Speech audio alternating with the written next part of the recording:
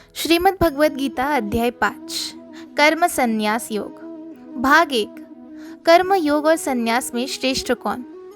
नमस्कार मित्रों, मैं साक्षी पोशेट्टीवार आपका हार्दिक स्वागत करती हूँ। अब तक हमने जाना कि भगवान श्री कृष्ण ने अर्जुन को कर्म योग का मार्ग समझाया। उन्होंने बताया कि मनुष्य का अधिकार केवल कर्म करने पर है, उसके फल पर नहीं। निष्काम भाव से किया गया कर्म ही मनुष्य को बंधन से मुक्त करता है। लेकिन अर्जुन के मन में अभी भी एक प्रश्न बाकी था। यदि कर्म करना ही श्रेष्ठ है तो फिर संन्यास की महिमा क्यों कहा जाता है? और यदि संन्यास श्रेष्ठ है तो फिर युद्ध जैसे कर्म के लिए क्यों प्रेरित किया जा रहा है?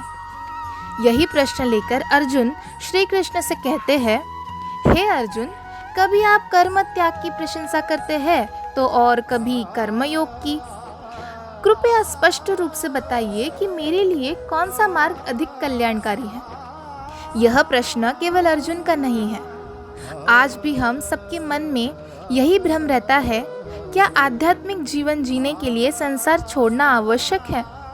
क्या सफलता पाने के लिए परिवार, नौकरी और जिम्मेदारियों से दूर जाना पड़ेगा, या फिर इन्हें जिम्मेदारियों को निभाते हुए भी ईश्वर तक पहुंचा जा सकता है? इसी भ्रम को दूर करते हुए भगवान श्री कृष्ण एक अत्यंत सरल उत्तर देते हैं। वे कहते हैं, कर्म योग और संन्यास दोनों ही मनुष्य का कल्याण करते हैं, लेकिन अधिकांश लोगों के लिए कर्म योग अधिक सरल और अधिक उपयुक्त मार्ग है। कल्पना कीजिए कि किसी पर्वत की चोटी तक पहुंचने के दो रास्ते हैं।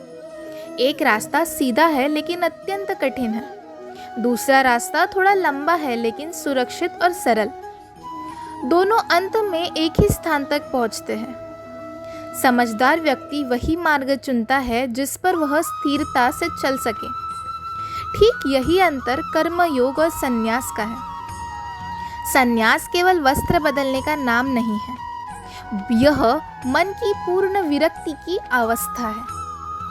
जबकि कर्म योग हमें सिखाता है कि संसार में रहते हुए भी बिना आसक्ति के अपना कर्तव्य कैसे निभाया जाए। श्री कृष्ण कहते हैं, सच्चा सन्यासी वह नहीं जिसने संसार छोड़ दिया हो। सच्चा सन्यासी वह है जो किसी से द्वेष नहीं करता, जो किसी की वस्तु की लालसा नहीं रखता और जो परिस्थितियों के अनुसार अपना कर्तव्य करता रहता है।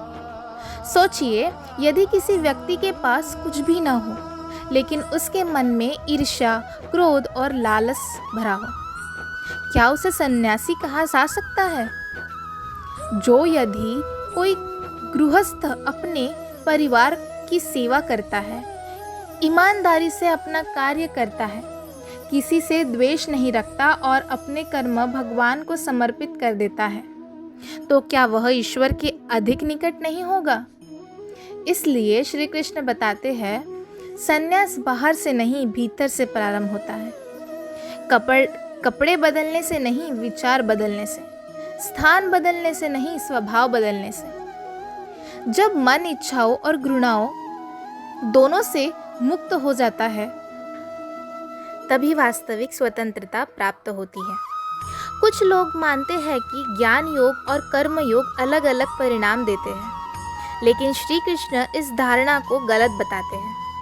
वे कहते हैं, जिस सत्य को ज्ञान योगी ध्यान और आत्मचिंतन से प्राप्त करता है, उसी सत्य को कर्म योगी निष्काम सेवा और कर्तव्य पालन से प्राप्त कर लेता है। मार्ग अलग हो सकता है लेकिन मंजिल एक ही है, और वही मंजिल है परमात्मा की प्राप्ति। जय श्री कृष्ण।